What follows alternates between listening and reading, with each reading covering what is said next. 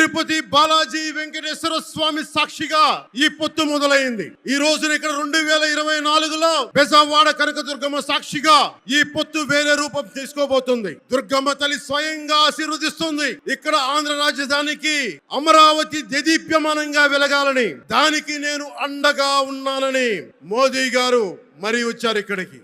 ఈ టైంలో ఏం చేయకూడదు అదే చేశాం. ప్రధానమంత్రి గారిని ఒకటే అడుగుతున్నాం, మీరు స్పెషల్ కేటగిరీ స్టేటస్ ఎందుకు ఇవ్వలేదు? నేను కోరుకుంది ఒకటే, ప్రధానమంత్రి ఈ రోజున మేనిఫెస్టోలో నేను మీకు ప్రామిస్ అని చెప్పాను, పార్లమెంట్ లో ఇచ్చారు మాట, స్పెషల్ కేటగిరీ స్టేటస్ అని. ఉద్యోగాలు వస్తాయి, ఇన్కమ్ ట్యాక్స్ కట్టక్కర్లేదు, ఇండస్ట్రియల్ జోన్స్ వస్తాయి, ఐఐఎంలు వస్తాయి, హాస్పిటల్స్ వస్తాయి, ఏఎంలు వస్తాయి, ఆల్ ఇండియా మెడికల్ ఇన్స్టిట్యూట్ వస్తాయి. ఎక్కడవి? ఏదైనా మాట్లాడితే అరే మేము ప్రధానమంత్రి గారిని ప్రేమతో ఎన్నుకున్నాం, మీరు అండగా ఉంటారని ఎన్నుకున్నాం, ఎంతో ప్రేమించి ఎన్నుకున్నాం మిమ్మల్ని దేశానికి. కానీ మీరు మమ్మల్ని భయపెట్టి పాలిస్తానంటే ఎలా? మమ్మల్ని రామచంద్ర ఈడు ఓవరాక్షన్ భరించలేకపోతున్నాను రా.